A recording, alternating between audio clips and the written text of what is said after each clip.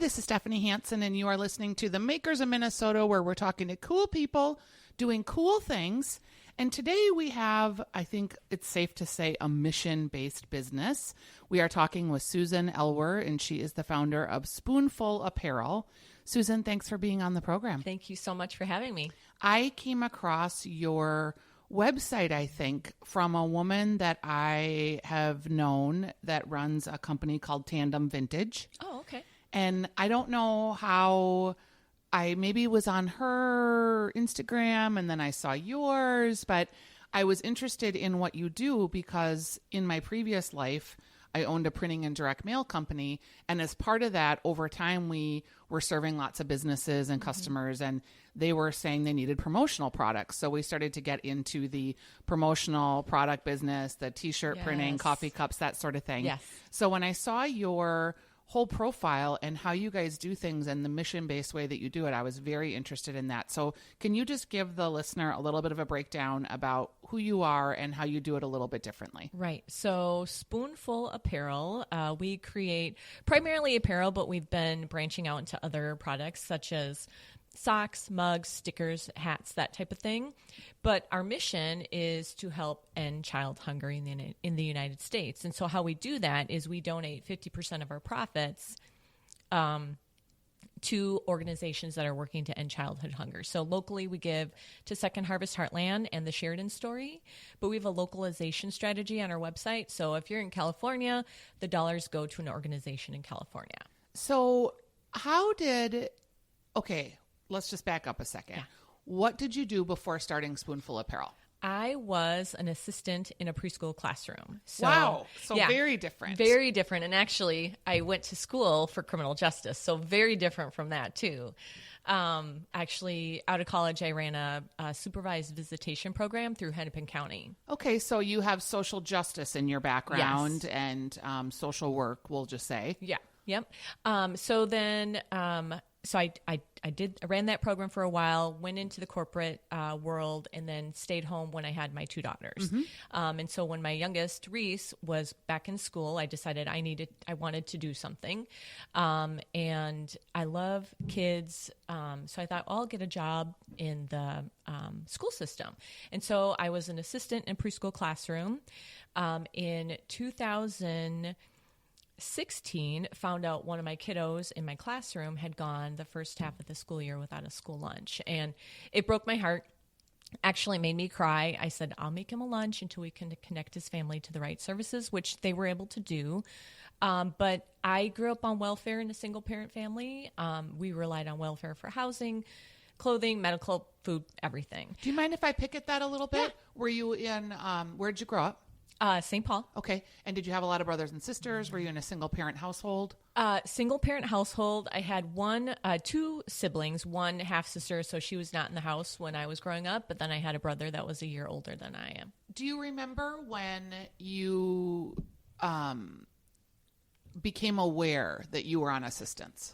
It probably really became apparent when we'd go, like when I was old enough to realize that, hey, my mom's paying with food stamps, because back in the day it was paper money. Yeah, you didn't have like a credit card that you'd swipe. Yeah, right. So it could be very discreet. Whereas back in the day you had food stamps and they were like, looked like Monopoly money pretty much. And so once I kind of figured out like, hey, this is not what other people are paying with. And then the other thing that made me realize too was my lunch ticket was a different color because we received free and reduced lunches. Sure.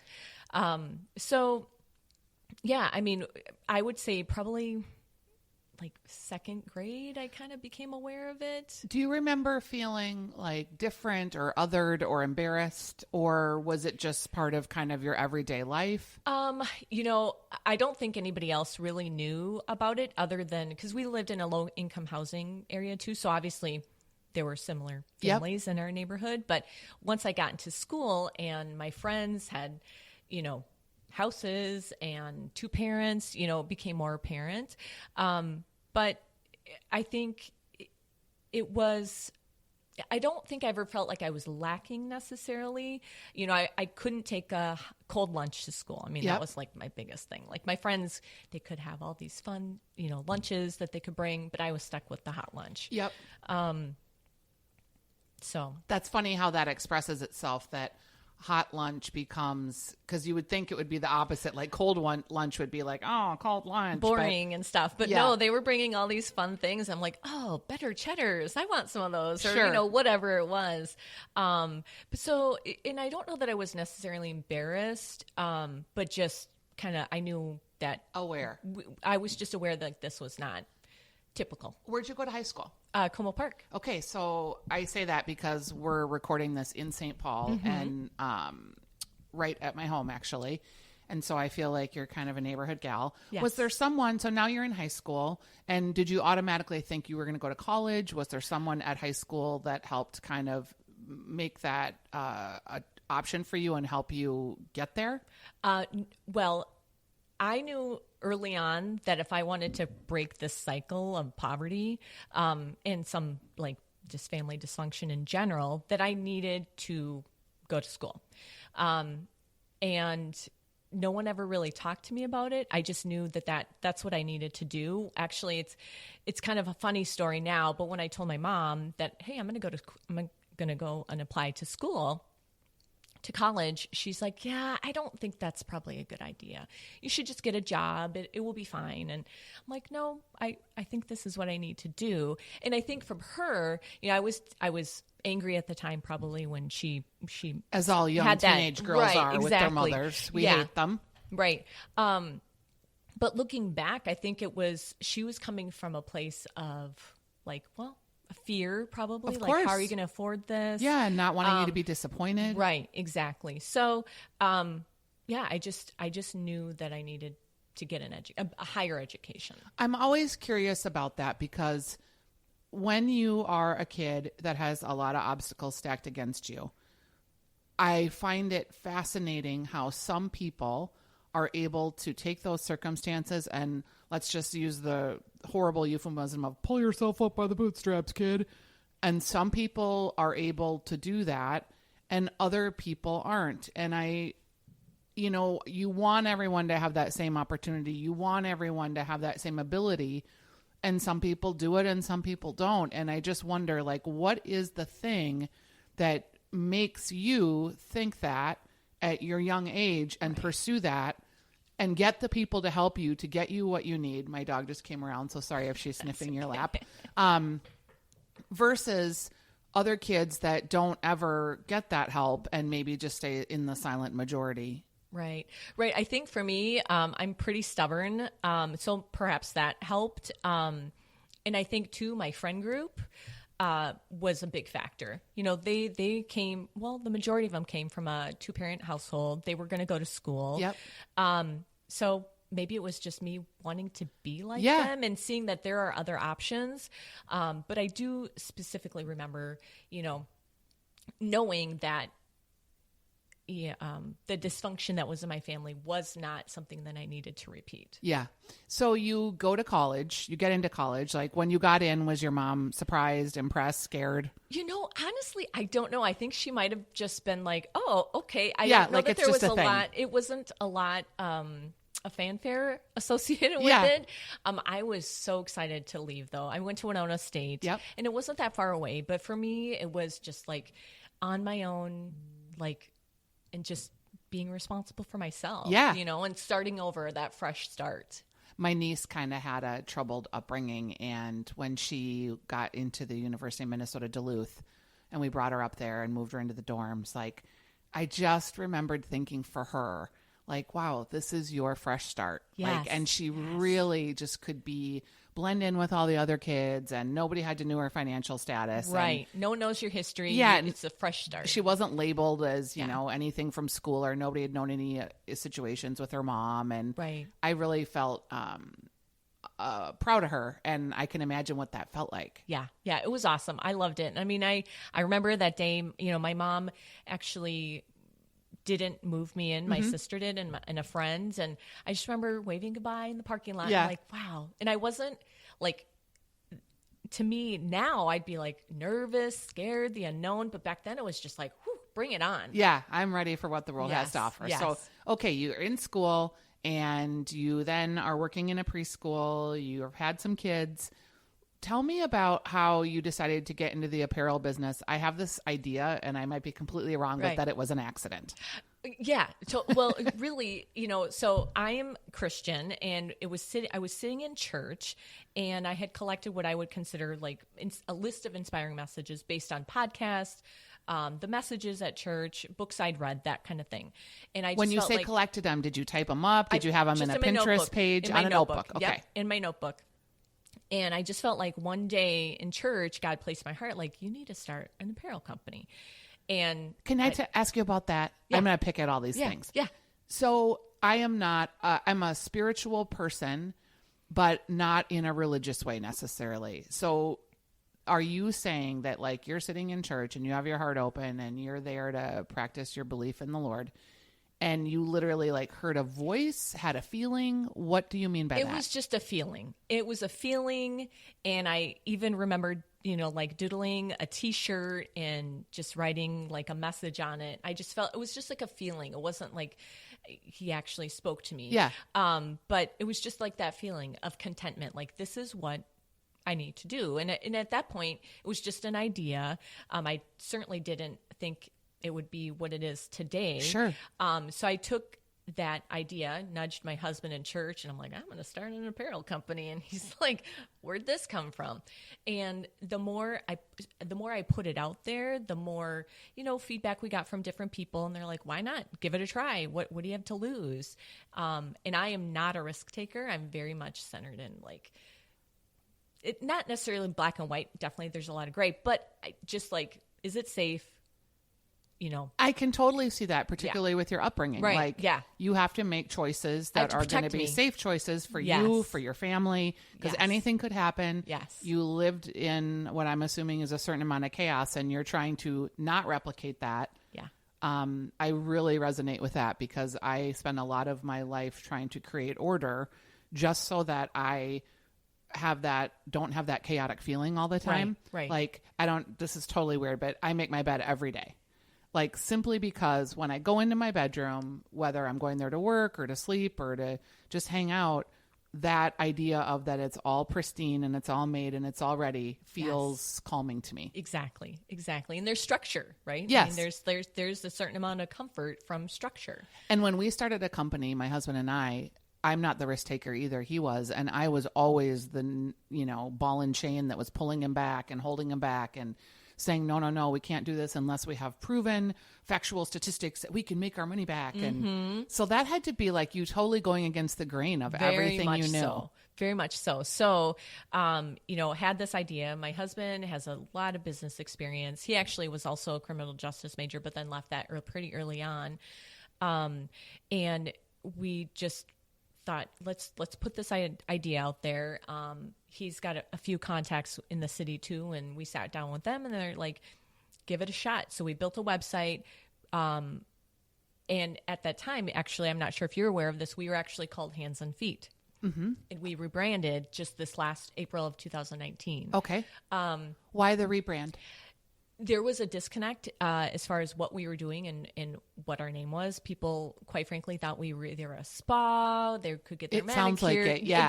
It does. And so for us, Hands and Feet, we're the hands of God. We have the hands to do the work and the feet to go do it. Yep. And so sometimes that resonated with some people, sometimes it didn't. And we don't brand ourselves as a Christian company because for the fact that food insecurity affects everybody, no matter what your race, religion is. Yep. So we didn't want to pigeonhole ourselves. So in April, actually probably closer in January of last year, sat down with what we thought was going to be a redesign of our logo. And on the way to the meeting, I turned to my husband. I said, I think we need to change the name. And he's like, let's do it. So then that became a brainstorming session about, how do we arrive at a name that speaks to what we're doing more? And then that's how we came up with Spoonful Apparel. So your first website did you do it yourself? Did you hire someone to do it? We did hire someone, and they did a great job. And again, it's just like, you don't know what you don't know. Of course. And looking back, it was much more a corporate kind of based website. Like, Sure. oh, I guess you can buy clothing on here. Whereas the website we have right now, it's very like, there's no, it's clear call to action. Buy our clothes, provide meals. That's what's interesting about what you just said. I'd never thought about it in that context, that there's different websites for different purposes. Yes. Yeah, I can totally see that. Yeah. And again, we loved it at the time. It served a great purpose for the, year plus that we had it.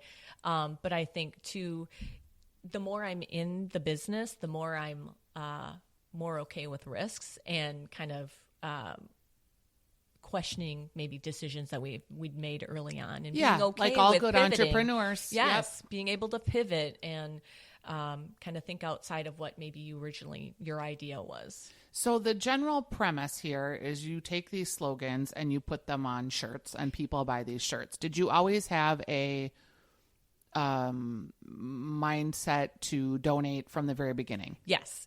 And that came from, again, the experience. So I think it all kind of came together around the same time, the idea to create the apparel. And then I,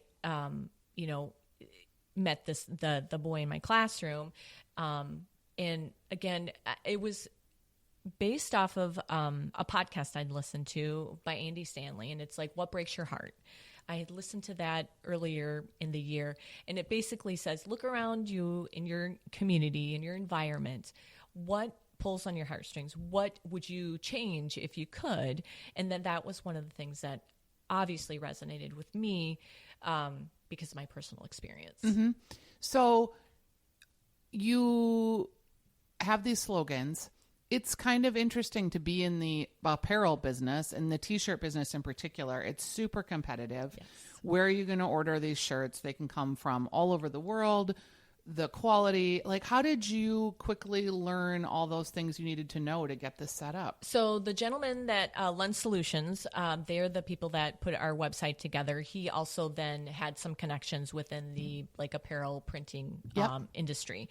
And so initially we went that route. And can I ask, because printing has changed so much, you can now do like a one-off, meaning you can just digitally print one shirt, versus in the day you had to order like 1,000 shirts to get the price per point low. Were you doing digital printing or were you inventorying? We are inventorying. So our basement has shelving and inventory in it. Yes. Was there a reason that you went that route versus the digital route?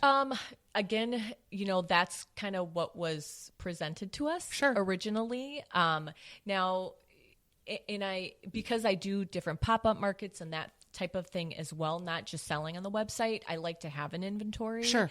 And then hopefully the direction too is like branching out this year to do wholesale. Yeah, too. I noticed that. Yeah.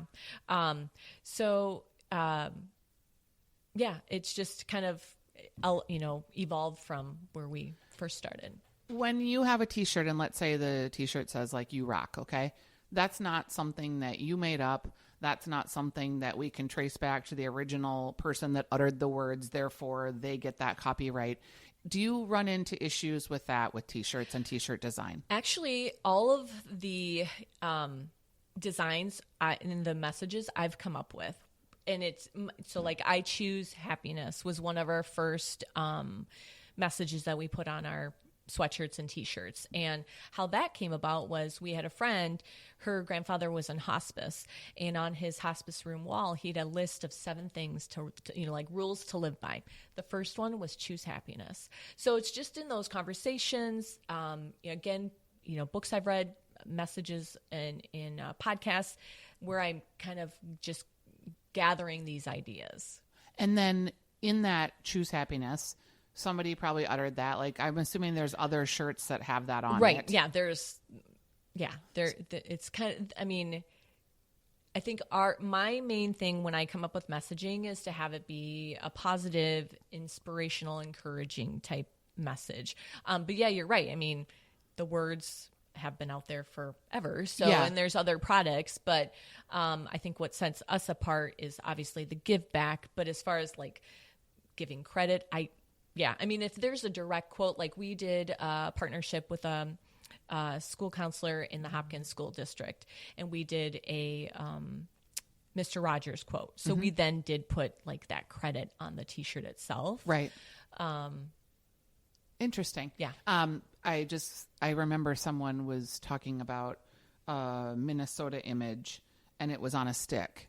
And this person had graphic designed something that had this Minnesota image on a stick. And then they were like, you can't put Minnesota on a stick on a T-shirt. I own that. It's like, no, you don't. Right. It's been out there forever. Exactly. And unless they're using the exact image that you produced, there's no way you're going to trademark a Minnesota on a stick. No. Not at this point. Exactly. Yeah. So, I mean, at this point, that's never been an issue. Okay.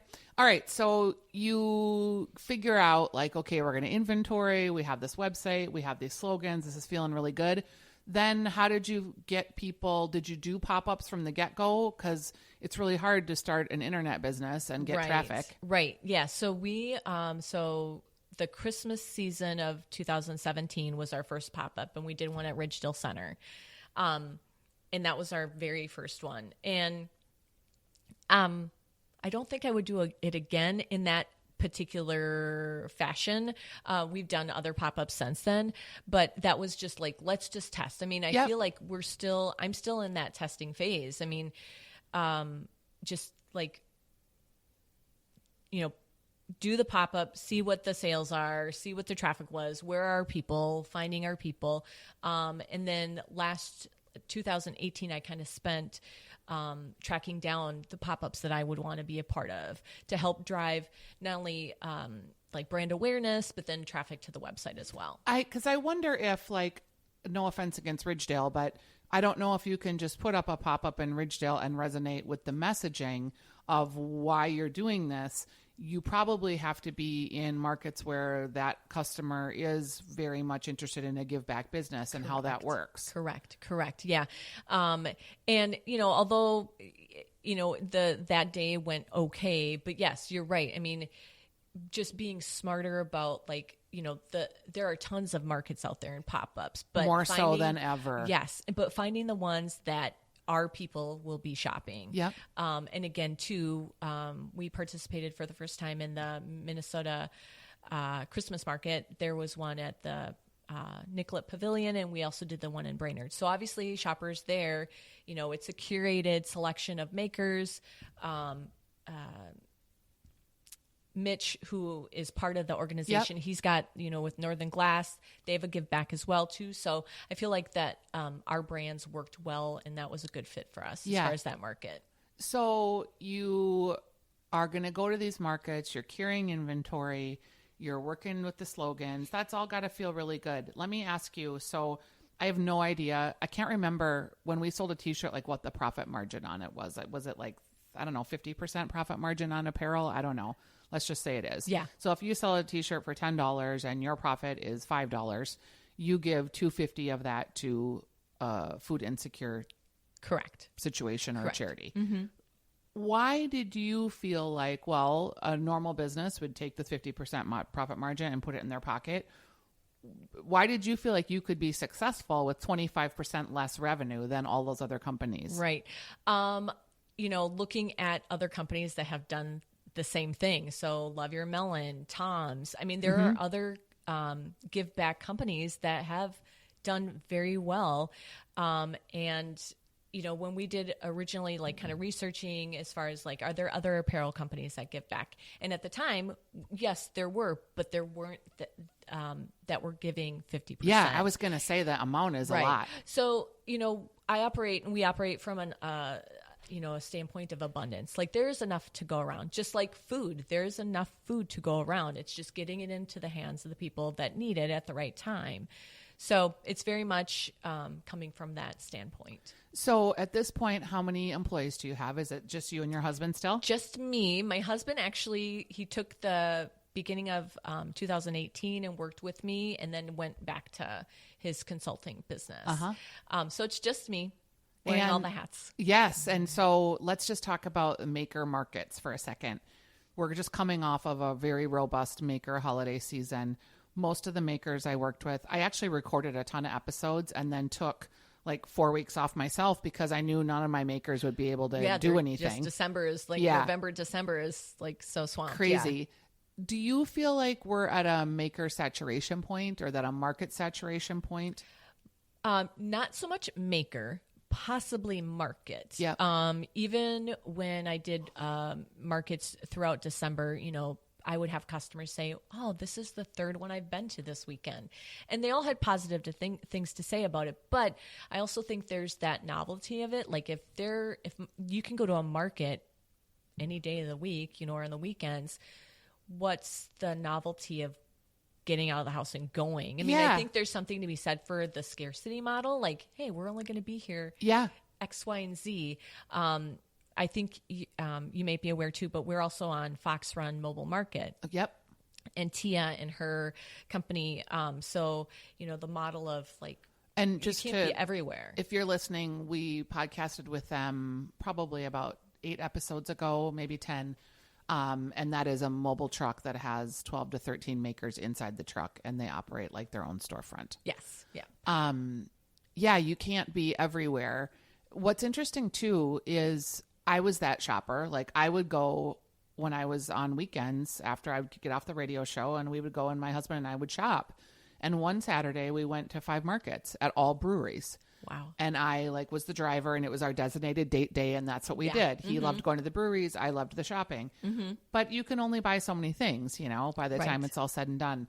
And I feel like it's also a lot for the makers. Like there's just, if you're working every single day and you have to be at all these different places or 4 markets a weekend versus just going to 1 a weekend, it's really taxing on the makers. Right, exactly. And I think too, I'm getting smarter about like what markets I'm going to do and what my time is worth, because if I'm at a market and I don't sell anything, that's time that I could have been working on the business. It's interesting you mentioned that, because I remember this real light bulb moment. I created a market, the River Place Farmers Market, and this was years ago. And it was $25 to participate for the farmers. And all these farmers came, and we would have the market every week. And I got kind of close with one of the farmers, and he was like, well, you know, yeah, it's $25, but here's how much my permitting costs. Here's how much, like, he broke it down for me, how much it cost him to actually come and sell at the market.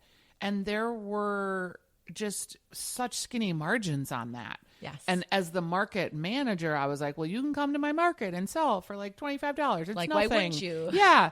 And I really started to see it more from his perspective. And now I do the Stone Arch culinary market, and I also do Art in Bayfront Park. And what's interesting is it's like Stone Arch has 75,000 people. So you'd think like, oh, like because that market's so huge.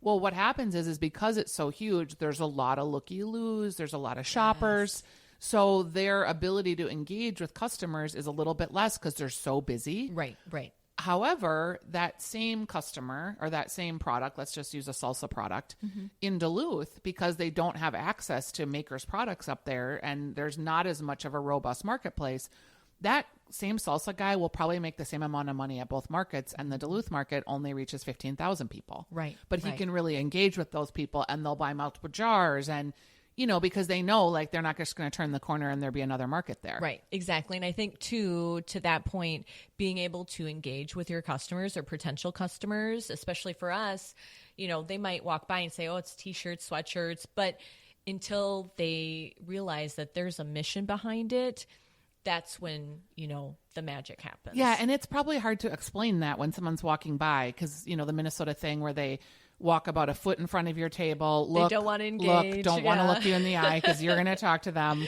Yes, exactly. And early on, so in 2018, I was much more like any market that I found out about, I wanted to go to, because it's about building that brand awareness. Sure. And again, testing, like, where are our people? And so this year, you know, having all that knowledge now, much more savvy about which markets I'm going to be doing, you know, as far as time, expense, all of that. In terms of like your pricing, so a t-shirt with a slogan, are you competitively priced with other people? Yes. And actually I would say that we're either the same price or a little bit less, especially when we get into the sweatshirts and stuff too. Okay. So if I'm like a corporation, which I am, I guess, Stephanie's Dish LLC, and I want to buy T-shirts, or is there a way that I can put my own slogans on and you can still use this model? Right. So we like a corporate, I guess. Yes. Yeah, so not only do we do the retail online and then the pop-ups, but we also do corporate and event-based apparel too. So we've done for the last 3 walks to end hunger at the Mall of America, we've provided the walker shirts. So we have the ability to do it at a lower cost, obviously. And then that still is a 50% match. It is. Or donation. That's so Correct. cool. Yes. That's so cool. And why wouldn't all these companies listening to this podcast use you versus their other T-shirt vendor if it comes down to,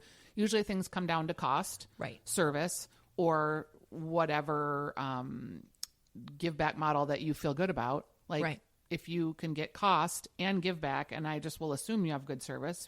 Yes, that's two out of 3, right? Right? 3 out of 3. Right. Yeah. So, I mean, we do know in those areas, the corporate and event-based apparel, we do need to be competitive with like the Staples and that kind of thing.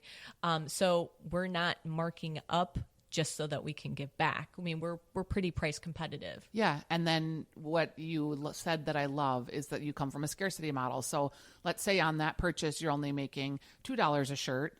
You still feel like you can make it on your profit of $1 and your give back of $1. Exactly. And then there's the other piece too for those companies is they have that story to tell. Yes. Like our, these corporate shirts that we made with Spoonful, we've helped create 500 meals. And why wouldn't you do good if you could? Exactly. Like sometimes you can't, sometimes you got to buy from Amazon, sometimes whatever you got to do, you got to do. Yeah. But if you have the influence or the power or the ability or the choice, like what a great gift. Exactly. I mean, and to me, I think consumers are much more of that mindset. Like if I'm going to buy product A and product B, they're the same, but and their price point's the same, but this one is going to give back. I'd much That's rather an easy go. choice to yeah, make. exactly. Yeah.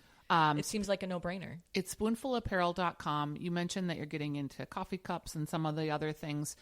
Is that something where maybe digitally makes more sense so that you don't have to carry as much inventory? I'm not sure at this point. I mean, I specifically love being able to still package all of the have that hands-on experience. I mean, cross our fingers, God willing, someday I won't our business will be so big that I won't be able to be a part of that. Yeah, you'll hire someone. Right, sure. Exactly. But it's something I'm looking into, even just the direct-to-garment, the different screen printing capabilities that are out there too. Yep. Just like kind of getting more educated about that as well. I wonder too, like this maybe wouldn't work because it's kind of expensive, but like chain stitching and some of the more fashion forward type of applications. Right, exactly. Because that's the route I would like to go, is to not only with the give back, but I want to be able to produce a garment that is fashion forward, but has that story as well. And I wonder if maybe, just brainstorming with you for 1 second, if it's like vintage, if it's taking all of those vintage pieces and finding a way to repurpose them or remake them, or there's so many like that idea. Cool applications there. Yeah, because it does feed into your story of taking something that already exists, but making it better, helping, using that need. Right. And I love the collaboration idea of that too. You know, if obviously there's probably a handful of makers out there that have that expertise. Yes, to be able to really tap cool into that too. Yeah. All right. I always ask people, this is an opportunity to name or share businesses that you think are really cool, or people that have impacted you, that have helped you along the way.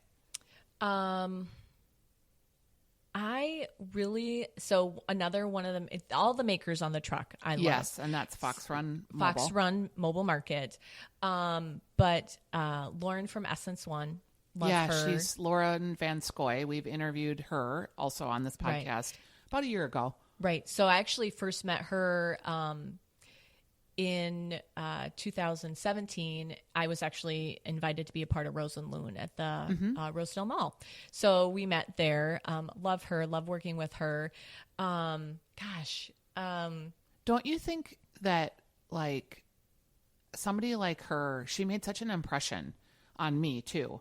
like, there's just people that lift people up. And you talk about this, like when I first started in printing in particular, I was like, don't tell anyone like how much things cost, and don't tell anyone this, and don't tell anyone that. I was so afraid someone was going to find out like what our secret sauce was. Yes. And then my husband one day was like, we have no secret sauce. We buy paper from someone, we print on it. Right. We do a good job.